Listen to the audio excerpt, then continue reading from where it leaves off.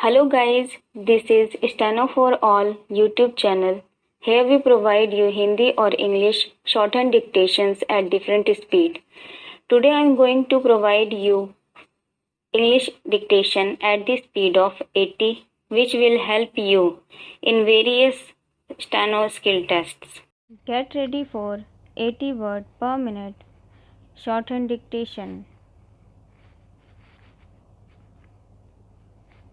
Start. The upcoming monsoon session of Parliament from September 14 is emblematic of the issues faced by legislatures during the novel coronavirus pandemic. How do these bodies fulfill their central role in a democracy while maintaining health safety of legislators and the staff working in the legislatures? Several states have held very short sessions.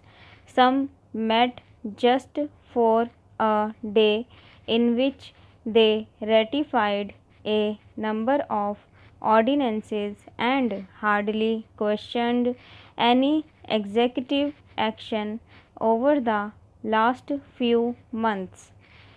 Parliament will maintain physical distancing, has truncated the 0 hour in which members raise issues pertinent to their constituents and of wider public interest, and cancelled question hour in which ministers have to answer questions raised by members.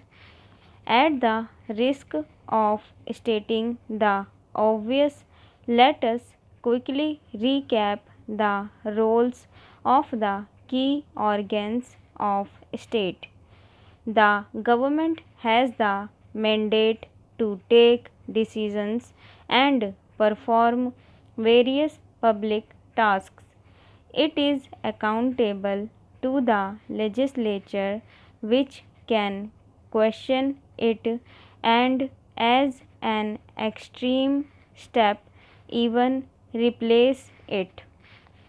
The legislature is accountable to citizens through regular elections and can be voted out if it is not perceived to be making laws and policies beneficial to the public. Finally, constitutional courts are expected to ensure that all actions are made within the boundaries of the Constitution and laws made by the legislature. The case of contact tracing. Our Parliament has allowed its role to be diluted over the last few decades. It has not questioned and monitored the activity of the executive. One example will illustrate the contrast between the actions of the British Parliament and ours. When the idea of a contact tracing app was mooted, the United Kingdom Joint Parliamentary Committee on Human Rights examined the proposals. In a report, Human Rights and the Government's Response to COVID-19 Digital Contact Tracing, published in early May, it recommended that an app could be used only if there was a specific primary legislation to enable it, and such legislation should ensure that data is collected only for the limited purpose of preventing the spread of COVID-19, prohibit sharing the data with third parties, upload the data to a central database only if the person is tested or suspected to be positive, and limit the time for which any data was stored. The minister would have to report every 21 days on the efficacy of contact tracing as well as data security and privacy. India, in contrast, rolled out Arogya Setu through executive decision and has created a grey zone on whether it is mandatory, for example, while flying or on metro rail when operations resume next week. All this has been done without a specific legislation or any parliamentary oversight.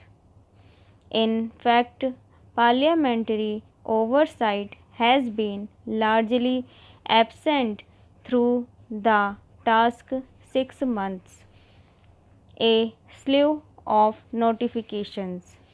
Parliament will be meeting after 175 days, the longest gap without intervening general elections, and just short of the 6 months constitutional limit.